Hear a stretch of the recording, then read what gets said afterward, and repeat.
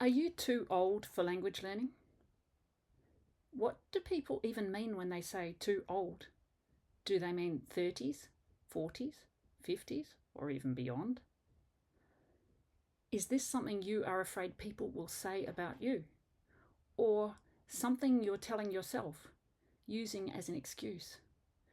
What I want to talk about today is this myth that you can be too old to learn another language or languages. And we're going to look at 3 things that contribute to that myth and see if any of them apply to you.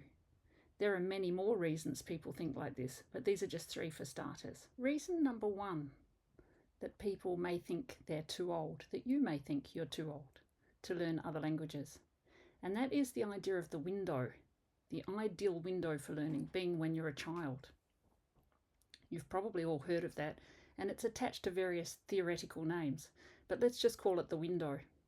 So, with regard to this myth, it means in a way if you're not a child anymore, you're always too late. You always should have done it sooner. And we need to think about what that does to hold us back, because inevitably we all move on from childhood and many of us don't study or learn a language when we're kids. It's also an anecdotal thing. It doesn't just come out of theories. It comes out of what people have observed, saying, children just pick it up, and we lived for a certain length of time with our child in this or that place, and they just soak it in a way that adults don't. And there may be some truth to that, but even in the theories around it, it's very dependent on the context.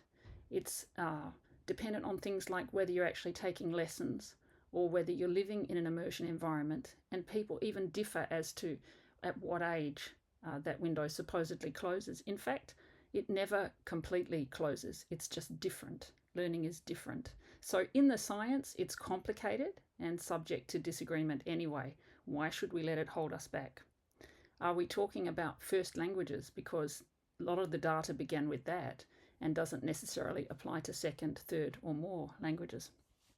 Now, in some ways, I can be tempted to apply this as an excuse to myself and say, well, the language that I know best, the foreign language that I know best, which is French, is the one I started earliest. Okay. And that those I learned subsequently, I've had more trouble with. But that's actually due to a lot of factors. And the first is that I put a lot more effort and time into French over the years. That's the one I've consistently gone back to. Far more effort, for instance, than I have into learning Irish or Gaelic. The other thing is too, of course, as you become an adult, you have other responsibilities, so you don't necessarily have that time, which is why once you get to, say, for instance, for many people, the age of retirement, you may want really to think about the possibility of dedicating that time rather than saying I can't because I'm too old. And so in essence, the answer to reason 1 is that the idea of that window ever closing is far from proven.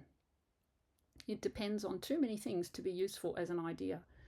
It might be useful for the idea of making sure your kids get exposure to another language if they're interested in that. But we can use it as a fear of failure sort of attitude. And there isn't, as I've said in a previous video, there isn't a finish line here. It's not a race. And there isn't a judge. We don't have to prove anything to anyone. We just have to do what we enjoy and what we would like to do. In any case, with regard to the anecdotal aspect of knowing many children who picked it up and so on, you can find evidence of people at an older age who've also picked up a language, or if not picked up, really successfully started to learn. When I go to the Alliance Française, as I do every week, to try and maintain my French, because I don't get a lot of opportunity to speak it out in the wheat belt, and I live a long way from anywhere where I could in fact practice it, so that's why I go. I'm actually surrounded there by people of all different ages, some younger than myself and others older than myself, and they're all having a go. It just doesn't stack up to say that older people can't do this. So the second reason for this myth, or thing that contributes to it, I suppose, is the fear of judgment. After all, though, old and too old are subjective judgments, aren't they? When I trained at 53 and 54, because it took me 2 years, to do secondary languages teaching. I did fear I would be too old to manage it, so to actually even get through the course, which I did successfully complete. Despite having wanted to do it all my life till that point, I still was worried that, okay, maybe I have left it too late, maybe I won't be able to get through. I already had other degrees, but I worried about being a student yet again, the idea of the eternal student and so on. A student potentially older than most of the people teaching me as well, which is no big deal in itself, but it still can give you a bit of a jolt when you suddenly perceive that things have flipped in that way. And I guess in a way I didn't really feel too old, but it was more about worrying about other people's perception. Now, as I said, I completed that qualification successfully, and now that I'm 60 and going on 61 later this year, 53 and 54 don't actually look that old anymore. It all depends on your standpoint, and that's what I mean by saying it's quite subjective, this too old thing. Haven't you learned anything new at later stages in your life? I'm sure you have, like me. Later than you expected. We don't all follow the pattern of finishing school and then going into a job or a university course or a college training and then coming out of that and doing that for the rest of our lives. Life's far more spiraling and recircling than that idea, even though that's the idea that's often sold to us, that we're supposed to measure up to. It's all about other people's judgments, not about reality. And really it's true of any other kind of learning too. Most learning doesn't happen in school. School's great for many people, but for many people school actually hinders learning. And I know that that's quite frequently said with regard to languages, that people say, I did this for 4 or 5 years and I learned nothing. Others had a great time and learned everything. So it's so much up to the individual, and that's true of aging. I'm not saying that aging doesn't come with obstacles. Clearly you face health issues in some cases that you may not have earlier on, or you may feel fatigue. Many people say, others don't. So dependent on the individual. But it has its compensations too. By a certain age, as people like to say, you also know things about yourself that you didn't know earlier in life. That's just part of the compensation that comes with aging. Things that enable you to cut out the stuff that is no use to you. Cut out what doesn't matter. To get to the point, to know what you will and won't be willing to do. And so I think that contributes to the potential for effective learning and self-directed self-teaching. You can't teach an old dog new tricks. Or, was Hänschen nicht lernt, lernt Hans nimmermehr. What little Hans doesn't learn, older Hans or big Hans will never learn. Is Jackish Shanslat Ashniv. It's hard to twine an old stick. These are very widespread beliefs, and so you'll find sayings for them in many languages, and we can internalize them in a way that holds us back, which is quite silly because you'll often find with any idiom or proverb that its opposite exists in the language, and sometimes in the same language, something that says the complete opposite. It's all up for grabs, it's all up for dispute.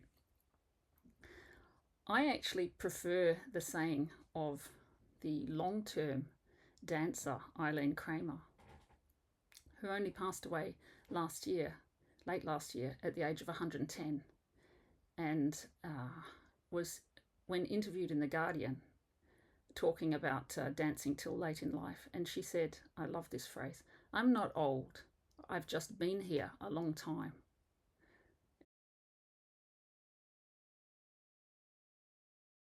So long as we're still living, we're actually still learning, and rather than seeing our attachment to our first language as a fixed thing that hinders us from taking on new habits and new ways, we should see it maybe as something we're so experienced in that we know a lot more about language as older people than we did when we were young, about how to use it, about how it works, and also all the things around language.